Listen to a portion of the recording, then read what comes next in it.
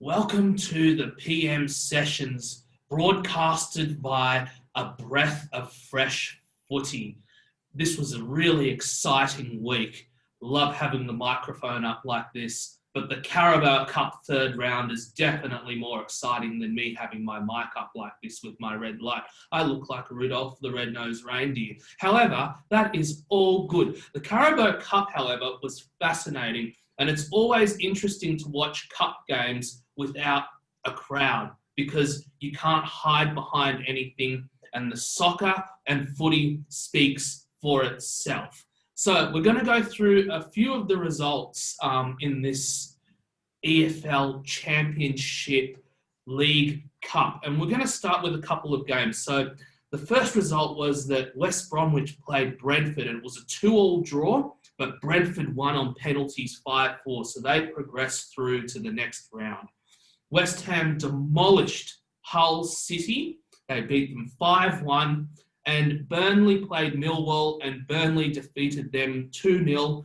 And one of the games that I watched over the week was the Everton versus Fleetwood, and this was a ripper game. Richarlison was absolutely on fire with Iwobi, and that was a 5-2 result with Richarlison kicking 2 goals out of the 5. 40% of Everton's goals. That guy is seriously a star. The only criticism that I have in this game with Everton, it really shows why they were after Gabriel throughout the whole transfer market, because their backline is quite weak at the moment and it leaks goals, even against these sort of clubs. So that's something that they'll have to work on. But their midfield is absolutely world class. Really, really enjoyable game. And Richarlison, I love that guy to pieces. He is absolutely on fire. He's so quick, so nimble with his feet. And the 2 goals that he kicked were absolutely world-class moves. And Alex Iwobi was enormous in those lead-ups as well, a former Arsenal player who was able to link up play with him in the midfield and really, really penetrate the defence of Fleetwood. So well played. Both of them deserved to be man of the match of that game, which was excellent. Then we go to the next game, which was Chelsea versus Barnsley. Again, I thought Barnsley had a very, very good start. In opening 30 minutes, they were toe-to-toe with Chelsea, playing a 3-forward line, which was amazing. And they were actually penetrating the back line really easily. Very, very fortunate that the keeper had a couple of saves. But then once Chelsea got on the board, unstoppable force. So that was 6-0. So they kicked 6 goals within 60 minutes. A goal, 10 minutes, a goal. Unbelievable footy. And then, of course, Aston Villa versus Bristol City was 3-0. And you know what the best part about a breath of fresh footy is with the PM sessions is it's not all about Matthew's thoughts. It's also Phil's thoughts, and welcome back to the PM sessions, Phil. It's good to have you on board, and I'd love you to talk a little bit about the Man City versus Bournemouth game. Man City 2, Bournemouth 1. All right, thanks, Matty. Well, I'll just get my notes here. Yeah, that game was interesting. City were as boring as you can possibly imagine, and it sort of fits Pep Guardiola's style. They seem to want to keep the ball. I think they had 99.5% possession for much of the game. They played it round. It was pretty boring until the few moments where it wasn't. They were sort of playing a 2-4-4. Mm-hmm. If you look back through the history of football, is kind of what some of the old teams used to play before the game modernised. But that was how dominant they were. Having said that, they only squeaked through 2-1. Although, how can you call someone squeaking through when? How can you say they were squeaking through when they had so much possession and clearly dominated the game? Things to note: Foden started. There are a lot of younger players on display. Mm-hmm. For example, Liam Delap, 17 years old, his debut, and he's related to Rory Delap. Might be his son. He has the long throw-ins, if you don't remember that. Liam's first touch, once they announced him as a debutant, sort of he wondered how he was going to. His first touch, he dribbled too much and lost the ball. And I can imagine doing that. 17-year-old, you want to do something, you stuff it up. But then he came on and he scored from an absolutely, I tell you, this is the pick of the goals. There are a lot of goals scored in the Carabao Cup. This is my pick. Bournemouth put together a few things in the match, and they were on a kind of a break. Yeah. Foden was sort of drifting back. Yeah. The ball was played to him, and I shit you not, he trapped it in midair on his right foot, then played a through ball with his left foot. That was it. The only other person I've seen play like that was Maradona. He didn't even have to look. He knew before. And Delap gets a lot of credit for a great finish, and he outpaced the defender easily. But that through ball, if you get a chance to look at that, inch perfect, unbelievable. Yeah, agreed totally. That was incredible. It's sort of like, I love how you describe how a 17-year-old dribbles the ball and would lose it, but it's like something that we could imagine. You know who I loved watching when they were really young dribbling the ball? Young Cristiano Ronaldo, just dribbling all the way through. Absolute exquisite skill, even though he lost the ball. Oh man, it's just so good to watch, isn't it? You know, so good that somebody's taking on the game like that. Man United, you know, they used to complain about him. He didn't get enough crosses in. I remember this kid would never go anywhere. But he was trying things out. Don't forget it's a game, and they learn it. So the Bournemouth goal came along. Beautiful link up with Surridge. Yeah. 22 years old. I think he's got a bit of a bright future. And Brooks, very good passing, very good feet throughout the match. There was an awful injury to a Spanish player, Adrian Bernabe, who went off pretty early. The half-court press from City was just unrelenting. On 60 minutes, I think Pep got a little tired of watching this and put on De Bruyne. And De Bruyne looked bored the whole time, like completely in charge, went off for Rodri. And he really made the difference. Another couple of things that were weird about this match, Walker also sort of strutted around, put in a few very agricultural challenges, which was surprising. And the Mahrez-Foden sort of link-up, they made some incredible interchanges. Mahrez always impresses me when he's on the pitch. He's the kind of player I would hate to play against because he's lanky, and lightning quick, and he's very difficult to predict. So that's basically that. Late on in the match, Walker tried to dribble a couple of times the length of the pitch and got flattened, which was great. And, Lewis Cook couldn't handle it anymore, the humiliation, so he gave De Bruyne a right old elbow in the back of the head, which, I didn't appreciate that. De Bruyne doesn't play that way, so no, a bit harsh. Oh, that's a great analysis. I love it. So right on the money. But I do understand what you mean by this Guardiola football. I do see it at my own club. I get it totally. I'm glad at least in our game we didn't play like that as much, and that was the game Leicester City 0, Arsenal 2 at King Power Stadium. The first time we've won there in 2 years. Both teams had a lot of changes. So Leicester City had 10 different changes to their original lineup the week before, and Arsenal had 7 changes, which meant that it was basically their youth academy that was playing. So Leicester played a 4-1-4-1 formation, and Arsenal played a 3-4-3, perfect for away games. And it shows why, because they were able to dominate that midfield possession quite a bit, and they were able to control the game. But what was really nice to see against Leicester for the first time I haven't seen in a long time was that the second goal in particular came from the back. Normally when we go against Leicester, we always struggle to play out from the back. But on the 87th minute, Hecky B, the model, Hecky B came on and did a Bayern Munich-style run. He ran straight through the right-hand side and absolutely carved it all the way up to the goals, right? Just passing it through these through balls. And then, of course, in Nketiah, kicked 5 goals out of 5 in the last 5 or 3 games he's played, and he was able to manoeuvre the ball into the goal. I don't know what happened because everybody was like falling down in front of him. Goalkeeper looked like he was like completely static and just tapped the ball in. But it was really nice to see that sort of play from the back, which I haven't seen with Leicester for a long time. So it was really nice. And I tell you who had a really good game. 2 players to talk about. Reece Nelson, absolutely on fire. Young academy boy, probably going to be out on loan again, but was really, really instrumental in a lot of the runs.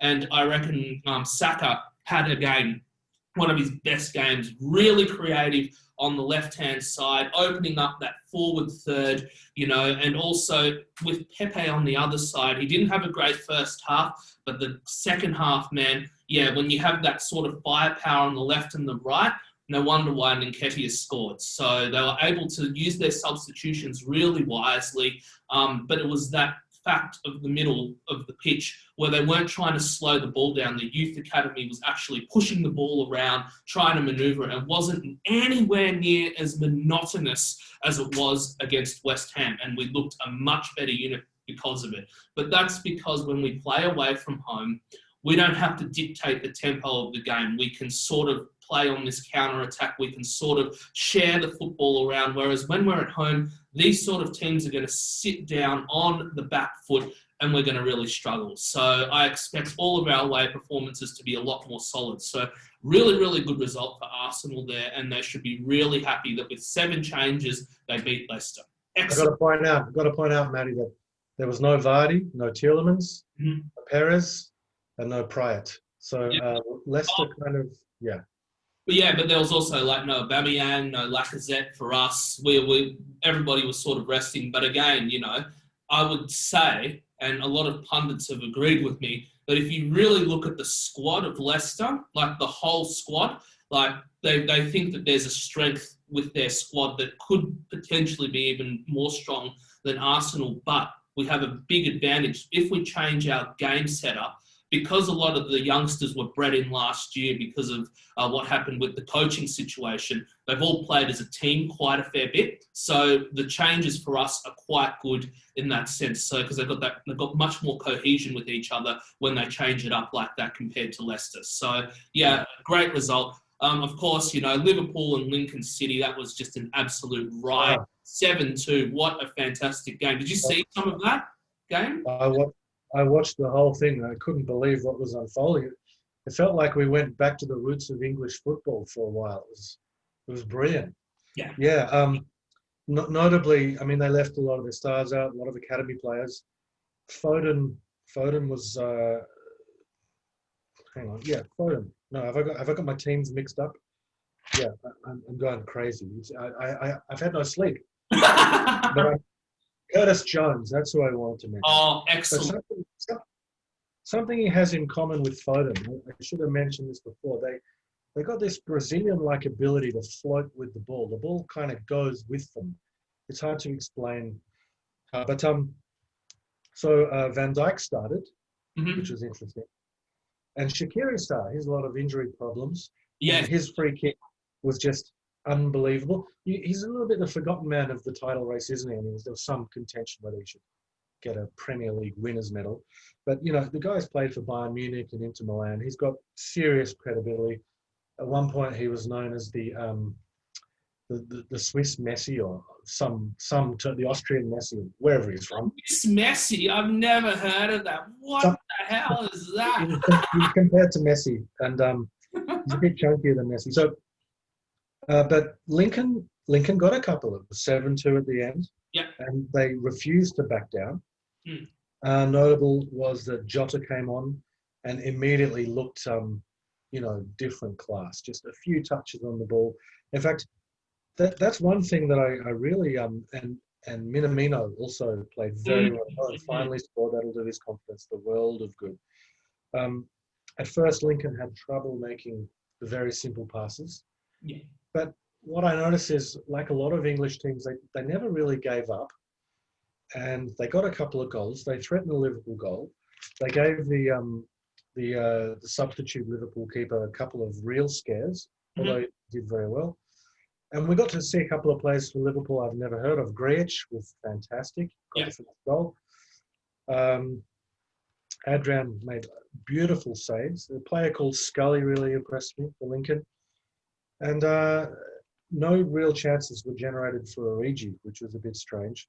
Finally, in the 80th minute, Minamao conjured up something. I noticed that Minamao dropped, like Firmino, dropped really deep. At one point, he picked up the ball. Everyone else was past the halfway almost, and he came right the way back. So I wonder how to keep a monitoring of that. It's like he invites the players to go back and reassess the whole pitch from that point of view. So it might spark something, you know? What's the new position called then, if that's the case? What do you call it? Because it's like a mixture of a 4-2-4 that's gone cray-cray. You know what I mean? So what do you think it is? What sort of position? It's like the way they reinvented the guard position in basketball. I mean, It's a bit like, I'd call it the double nine or something like that, or the 9-10. What do you call it? 4-9-10. Yeah. And you'd have to ask old Kloppy what he thinks he's doing there. But it works when Firmino does it. So I love Klopp because he's always trying to learn something new. You know what he reminds me of? He's like the Alistair Clarkson of the AFL. Do you know what I mean? So when Hawthorn won that first premiership, they had convicts ball. Yeah. But it's really important because Clarkson was able to adapt his team over time. So he won a premiership in 2008. And his team really struggled playing that sort of football for 3 or 4 years. Then he adopted a new style that was much more aggressive but very defensive-minded as well. So it meant that they would score a lot of goals and no teams would score against them, so they'd bully them. And they won 3 premierships in a row. And I feel like what Klopp's doing, and he's one ahead of Pep Guardiola here, is Pep is so tactical, right, with things. But he doesn't really have, I don't think, a fantastic plan B. Looks like Klopp's trying to have a plan A, B, and C. And by changing these sort of things up, you know, it's going to make Liverpool really hard to play against because they're unpredictable. Because what happens if this double 9 move actually happens when people have studied all of their 4-3-3 formations? It's going to throw everything out. So I think it's bloody genius. What I noticed in that, I agree with you. What I noticed in that City match is that if you're a reserve team player under Guardiola, you've got a lot of instructions going around your head. You've got to avoid all your natural impulses. You've got to think about where you're on the pitch. That's great. That might pay off in the future.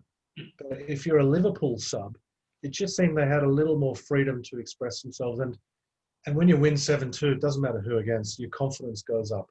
Yeah. And that means next time you try something a bit more. The City team looked like they were sitting for an exam. Yeah. And they had to bring De Bruyne on to, I just wonder how they're really going to go. I have to say I didn't really enjoy watching them, apart from the couple of classy touches from Foden, which were, I mean, that alone was the highlight of the whole round. Like I said. Absolutely. Why I mentioned the Liverpool and the Arsenal game is that now, because both teams have progressed, they play each other twice next week. So we play them at Anfield in the EPL on Monday. I think it's Thursday that we play Liverpool again at Anfield for the Carabao Cup. And what's frightening with both teams are that I think both teams are going to have very different teams for both of the cup rounds. I think it's going to be a really, really interesting week of football for those two teams because we're going to see 2 completely different teams for the EPL and for the Carabao Cup. And I love the depth in particular of both teams. Like that game against Leicester for us, we were so comfortable. I was watching it and I was like, oh, this is easy. We're not really being challenged. It's 1-0. Yeah. What are the managers going to do? That's fascinating. I bet they're sitting there right now wondering. They've come away with victories. Yeah. Who do they rest? How many of their first team players do they put on? It's near the start of the season. And also their ego, like the kind of, you don't want to lose this early on. You want to show your full colours. So it's going to be fascinating. Well, it is because we also beat them in the Community Shield. I know it's a friendly, but that's great for us. You know, the fact that we've already played them and had some sort of positive result means that they can't think of us like a banter club where they've beaten us 5-1 each time at Anfield. So it'll be really fascinating to see how our defence actually goes. So this will be a real test for Arsenal's defence against those front three of Liverpool, which are absolutely superb. But also they've got to worry a little bit as well because we have a pretty reasonable front three now with Willian, Lacazette and Aubameyang. I mean, they're pretty classy players. But, I mean, we'll see what happens. I'm not expecting wins all the time, but, I mean, it's already great to have had something over them this year. And what's going to be really interesting is to see which game's more open. For me, I think the Carabao Cup game will definitely be more open. If they do what they did this weekend and play their youth teams, there's no way the youth teams aren't going to play without some flair. So I'm expecting the EPL game to be much tighter, much more tactical. I don't think it will be as eye-watching affair, but it will be very hard. It'll be very tough. I agree with you. You know, I sometimes wonder with Liverpool, they've got an interesting branding problem, haven't they? I mean, first, the name of their town is Liverpool, like a pool of liver. Not everyone's first cup of tea choice. And the other thing is when they go to play on the weekend, they don't go to the field or a field. They go to Anfield, which is, it's incorrect English. How can they even be in England? We play on Anfield. This is such an embarrassing grammatical error that no one's ever corrected it for 3 centuries. You savage! I love it. That's why I follow the Arsenal, man. I love it.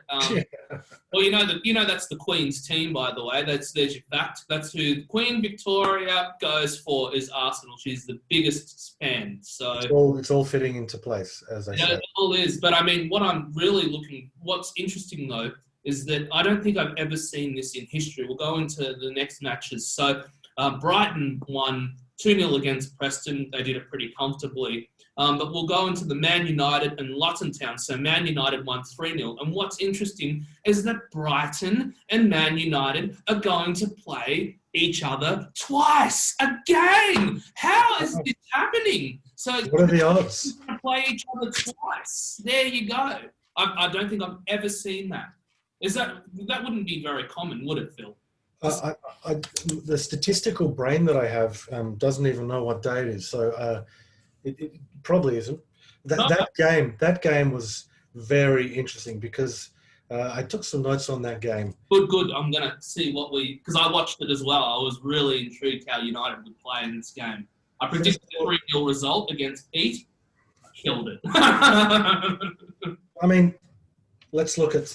They didn't exactly field a reserve team. And Maguire was on. He had an early wild shot at goal.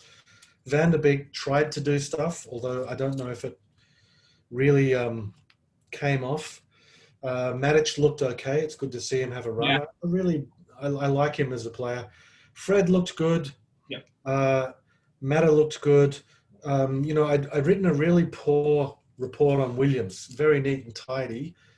Never really did anything except pass the ball backwards. But then he won that penalty from a clumsy Moncur. Yeah. And my mate Mata, who looked very slow, it has to be said in comparison, stood up and scored it. But like the other games, Luton kept going. Lockyer, beautiful header and a follow-up work. And he worked the reserve keeper, Henderson, beautifully.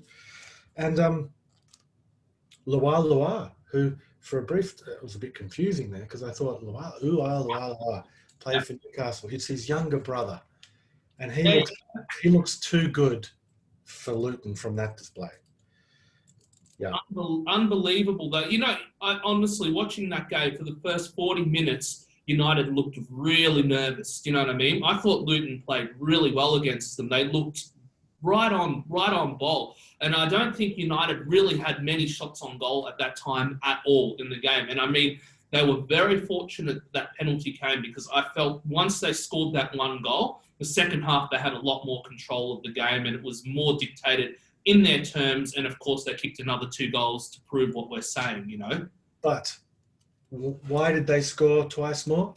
Because the coach, Solskjaer, got sick of what he was saying and he brought on Greenwood, who scored a fantastic goal. Rashford, who combined to score incredible improvisatory sort of attempt. It was some one-touch football in the middle of the park. Fernandes, Greenwood and Rashford all involved. Yeah. It looked like that kind of situation where everyone's a bit unbalanced, but it somehow works. And he's such a quality player, Rashford, and his speed. But don't forget, after Luton have tried their hardest all game. Hmm. You get these fresh and quick subs coming on. So I think all credit to Solskjaer for sort of managing that game really, really well. Lingard again looked He's kind of, not great, is he, at the moment? his confidence looks down. He's trying to do stuff. I was disappointed that Agala didn't get more of a kick. Yeah. I think they didn't really get the ball up to him very well. Yeah. But ominous signs when they play badly, but they're pretty solid and they still win. Yeah, absolutely. But I mean, yeah, with them, it's going to really, let's see what happens with Brighton, because I had Pete on earlier on today, and he's saying that their record against Brighton over the last year hasn't been particularly great. So we shall see what results will happen. I think they should win, but I mean, yeah, seeing a few of their defenders in this game, I wish they'd actually he'd played them in the Crystal Palace game, because they looked absolutely pathetic in that game. So it just shows you if you're slightly off with your tactics and the choice of personnel, man, it really affects the team, doesn't it? You know, and did Bailly play in that game? The other game, Crystal Palace. Yeah, because I agree with you. He looked, he's a bit of an up and down player, isn't he? But he looked so good against Luton. A couple of times he had big sprints to make and timed his challenges perfectly. He looks the real deal, but I've always thought he hasn't quite. Well, they're not happy with him, are they? Somehow. Yeah, I don't get it. I mean, this is the thing, like, and this is what I always allude to, like with the big clubs, even when they're struggling, when you see them play against these championship clubs, you can tell the class of the bigger clubs, because they're just bigger, stronger, and they know when to go. They know when to kick their goals. So it's really, really important, for these games. That's why when you see the lower teams actually defeat some of these bigger teams in the cups, that's why it's so exciting. Because generally speaking, the bigger clubs just have more power, they have more depth, they can go on the bench, they can bring these really awesome, fresh players on, and they just absolutely carve it up. And it was well coached, I think, and good for them not to use those players for the whole game either, so that they can save them and keep them fresh for the next week. But I mean, I tell you what, so we've got two more games. We'll just go through the results. So Newport County 3 beat Watford 1. That's a great result for Newport. I think that's excellent. And of course, the big one was Newcastle winning 7-0 against Morecambe. I can't believe that. 7-0. That is absolute shellacking. That's really, really impressive. So there you go. That's the Carabao Cup round 3. And then we have the 4th round. But I'm interested, because when are they going to play the Tottenham game? I don't know. I don't know either.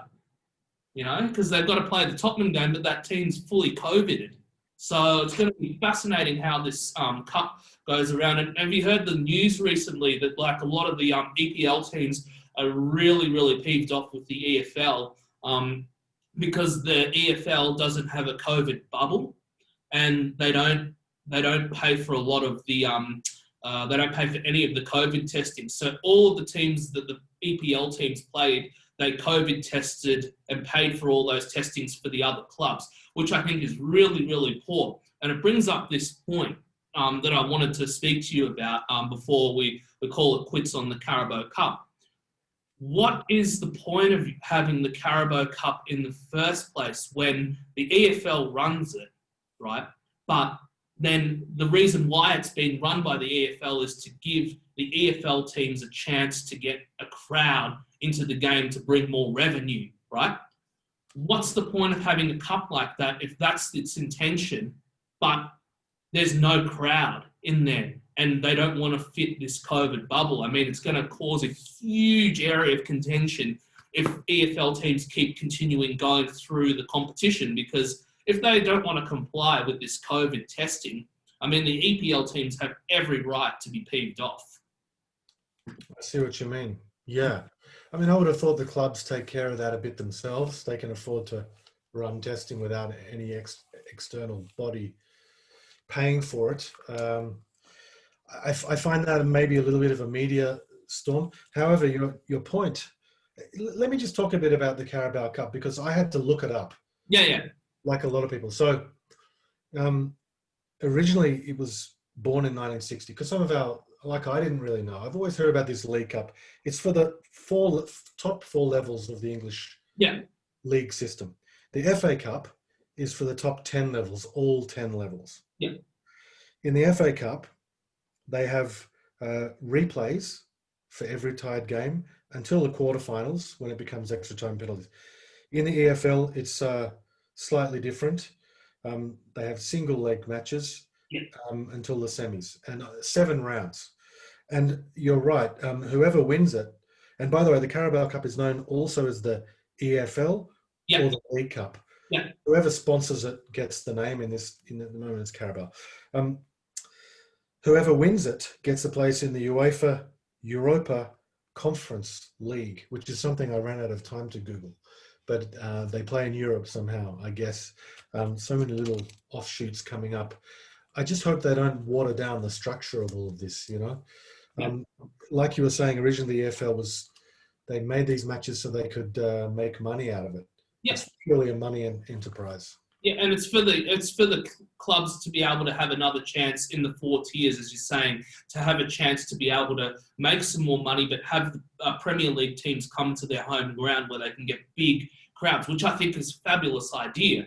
But in a year like this, and there's such a huge, strain on the bodies, especially for the EPL teams, is it actually necessary? And if it is necessary, then the EFL really has to step in and just go and really organise it properly and go, if people need to be tested, they pay for all of it. They can't afford to have Premier League teams paying for that testing for the EFL teams. Do you know what I mean? I don't think that's fair. And it's really dangerous because look what could happen. I mean, we're fortunate to be playing because West Ham's just gone down with 3 people with COVID. Moyes has really? Well, yeah.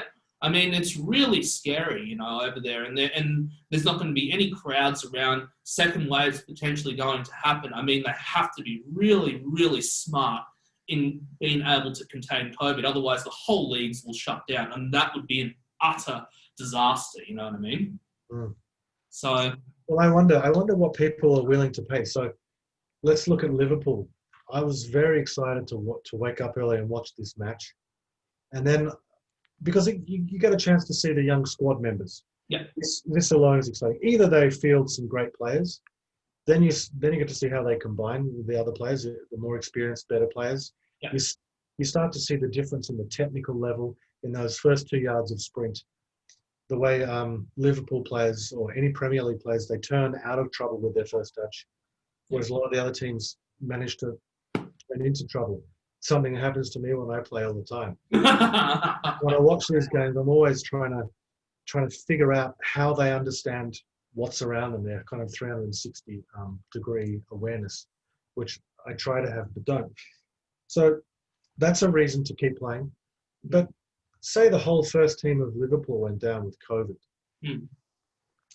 Will the fans still sort of pay or tune in to watch a whole squad of a whole match of squad members play? How far into the reserves can you go? Liverpool's a massive club. They have thousands of players in their books, I imagine. Yeah. I don't know. I would be pretty happy to see their under 23s. I mean, they're quality. It's just, I find, my reasoning why I think these cups exist at the moment and why it's so important. It's this is where the Europa League, I think, comes into play and why I think it's really important because it's a phase or a thing where teams from all divisions of the UK can play European football. Because if you win the FA Cup, let's say, for instance, you're automatically into the Europa League. If you win the League Cup, I think you go into the qualifying rounds of the Europa League, which is great. So what it does then is that it allows all these teams to be able to go, and if they win a cup, they can play in Europe. And it means that you have to take the cup seriously because if you finish in 6th and 7th spot, right, but these teams, whoever wins the FA Cup and the League Cup, whoever wins them, if they're not teams that are in there, 6th and 7th spot don't get into Europe. So it's a big deal. So it means that if it's the way that I think they want the system to be, which doesn't happen because normally a big club like Man City wins it, or Arsenal wins it twice, or Liverpool's won it 8 times. If you don't have those big teams winning it, it's these minnows. Well, then it's much harder for the EPL to get into Europe because only 5 spots will get in. Yeah, that's why it still gives them motivation to take it seriously. So if they can win the Carabao Cup early in the season, they can sort of relax about it internally, right? It actually represents a lot of money. So there's financial incentive as well. Yeah.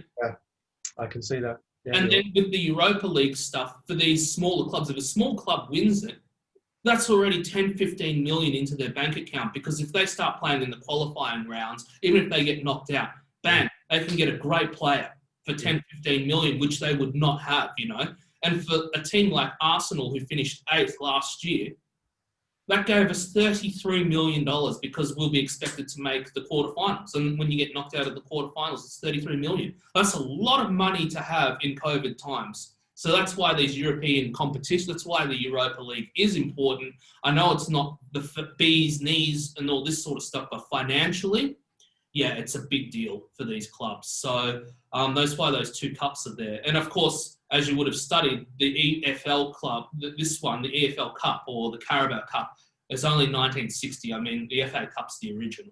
That's the oldest cup in world football. So, yeah.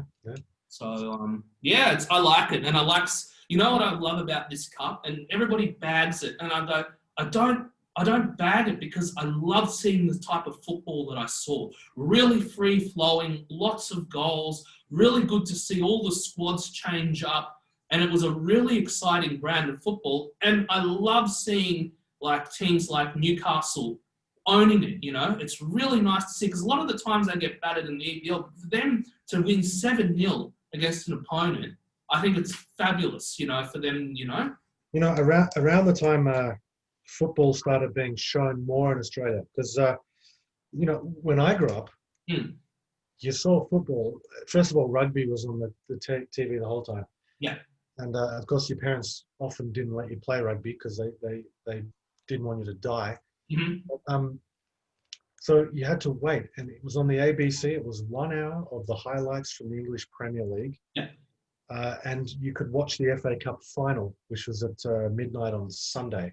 I love it. Whatever. And these were the things. So that meant that every kid that went into the playground, we copied the highlights of how you play football. Yeah. Which means the passing game in Australia, if on that DNA level, was kind of finished unless you played at a really proper club. Yeah. And then in the 90s, they started showing more of it. There was access somehow. SBS sort of took it over. Yeah.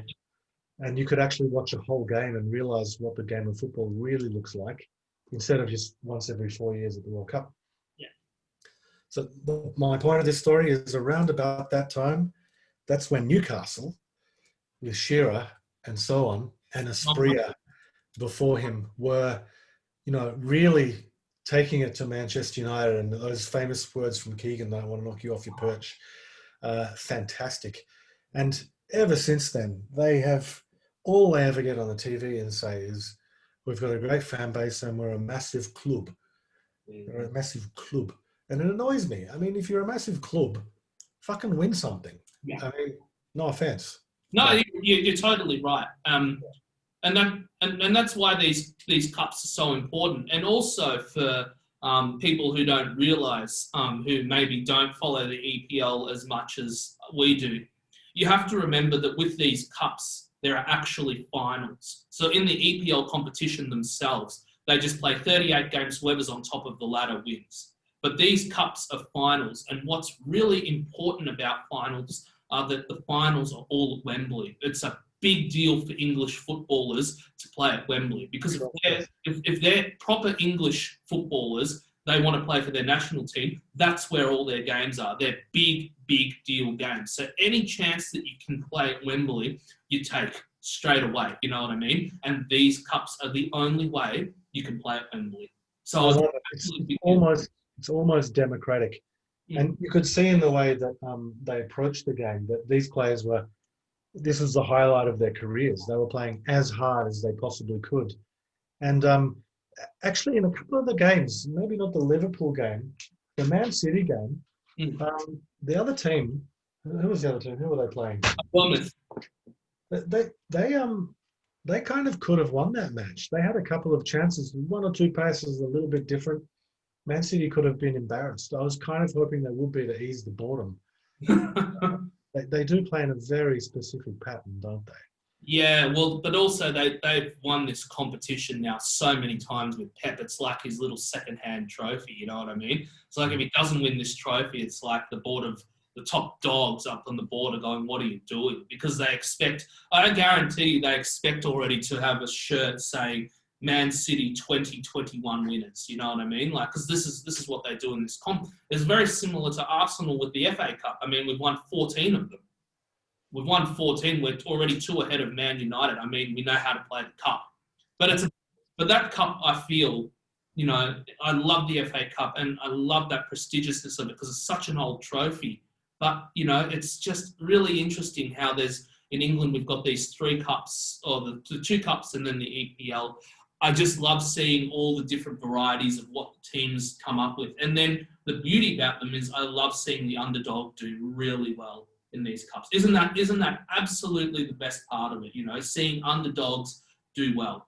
That's right. And when you're grinding away in some small club in the 4th division, which probably isn't that small in England, to be fair, but earning whatever you earn per week, and the guy marking you is worth £40 million, and you steal some space from him, get there first, get that header on goal.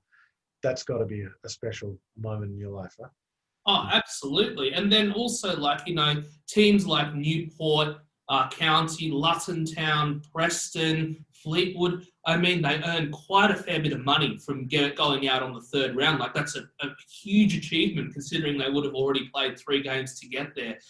That's a huge windfall for their club. And at a time like this, when money is very short, every place that you get in these cups are brilliant for your club to be able to survive and to thrive. So it's always fantastic to see it go ahead, and I think if people think that it's a bit of a joke competition, I tell you not. It's not. People take it really, really seriously. And even given that Liverpool, Arsenal, Man United, Chelsea, Chelsea didn't really swap their team around very much, actually. They had a lot of stars playing in that game. These teams take it seriously. Lampard won 2 cups. He wants to win another one. Arteta's won a couple with Man City. He'll want to win one off Pep Guardiola. I tell you, Klopp will want to win trophies because trophies are great for the club as well. I mean, look, if he can win all of the trophies in England and then add the Champions League, so all he's got to do now is win the FA Cup and the League Cup. He's done the whole shebang. How happy would you be as a manager, Phil, if you did the whole shebang within like 4 or 5 years? It'd be pretty epic feeling. Yeah, I mean, I agree with you. I mean, first of all, from a fan's point of view, I love watching my team play again and again against as much variety of opposition as possible. I like to watch Liverpool absolutely destroy a team. Mm-hmm. And the next week I like to see them grind out a result against the top team. It's just different matches. But the coaches, they're definitely blooding their younger players. So although they will always say they want to win every match, they have to carefully organise how their players are. Yep. And the fatigue you talked about, yeah, it is a factor. So I guess from that point of view, it does feel a little less significant, but calling it a joke is that's too far at the end of the other spectrum. I agree, totally. But there's a lot of fans that think, oh, this cup is a joke. And it's like, I watched some of the most exciting football over this week. Just watching this cup, I loved it. And I reckon the 4th round's going to be very interesting because it's the round of 16. We'll see some pretty epic games there as well. I mean, the fact that there are 2 teams that are going to be playing, there's two sets of teams. Arsenal and Liverpool will play each other twice in the EPL and in the Carabao Cup, and also Man United playing Brighton twice in a week. I mean, it's going to make fascinating football because they're going to be playing 2 completely different squads the whole time. So it's that raises some questions for me. So if I'm Klopp right now, Shaqiri, brilliant free kick, played pretty well in the match. Curtis Jones, if they get to, say, the semi-finals, even the finals, do you reward them for their the job they've done in the Carabao Cup, or do you feel your starting 11 who just sort of get off the jet without having raised a bootlace toward? What do you do? What do you reckon they'll do? Interesting. I think you need to have a bit of both. So you need to have some freshness in the team. So you need to reward some of the players that have done really, really well. And this is where I think Arsenal, I know you get sick of hearing me say this, but this is where I think why we do well in the Cups. Because if you keep some of the youngsters in the Cups and reward them for their good effort and bring some of the strong, really good first team players. I mean, Emi Martinez was the perfect example, our goalkeeper. Even though Leno was injured, they always find a way to play one keeper throughout the whole Cup. So if he does a really good job, he's rewarded. Really, really made a huge difference. And then Ainsley Maitland-Niles came through because he played a lot of cup games earlier on, and then he started getting more first-team play. If you start rewarding these players, it's a big thing. And I think that Klopp will have to have that combination. I wouldn't just put your first team in straight away because you need a little bit of freshness. If you're still playing 3 games, if they're playing Champions League as well as the EPL and playing FA Cup. It's a shop window for a big audience for the young players, which you could argue if they get into that stage, they deserve it. Come to think of it, didn't Barcelona used to play, was it Barcelona or Madrid? They played different keepers in the different competitions. Yeah. So there was one keeper for the Spanish La Liga and another one for the Champions League. Yeah. I mean, I think did he invent that idea? Yeah. Yeah, that's what we've based our modelling on with the keeping. You're right on the money. So, but I think it's great because then what you do is that you don't have this situation where you have 2 world-class keepers, right? And they're worried about fighting for first position, playing in the EPL, because one can play all the EPL games and then the other one can play all the cups. I mean, there's a lot of games that they're going to play, especially if you've got Europa League, you've got the Cup, the League Cup, and the FA Cup. I mean, that's a hell of a lot of games that you're going to play. It's not like you're going to have a boring season. You know what I mean? But of course, the pinnacle is to play the top of the league. That's why, you want to play league football. I totally get it. But having those other games, it's not bad. I wouldn't be complaining if I was a footballer, that's for sure. Yeah, you're playing the sport you love for a living. Okay then, Matty. Are we about done with the Carabao Cup? Yeah, I reckon we're pretty onto it. I really enjoyed it. I hope you enjoyed it. And I hope our fans really appreciate that, that's why we decided to do a segment on the Carabao Cup, because I think it's really important for the teams to develop. I mean, why is Liverpool so strong? You can totally see why they are. Their reserves team is outrageous. They could beat nearly any EPL team out there. If they put that reserves team, they could win heaps of games still in the EPL. It just shows the depth of the squad. It shows the absolute excellent coaching of the teams. And I think it's really, really important. We go on to the 4th round and we have EPL soccer. This is just insane. So the weekend's going to be full on crazy with all of these games. And the beauty is we're going to have repeat games with some of the teams playing each other twice. This is a breath of fresh footy. I'm Matthew. You have Phil over there. And we love talking footy. Good evening or good evening, whatever you like to say. And sayonara.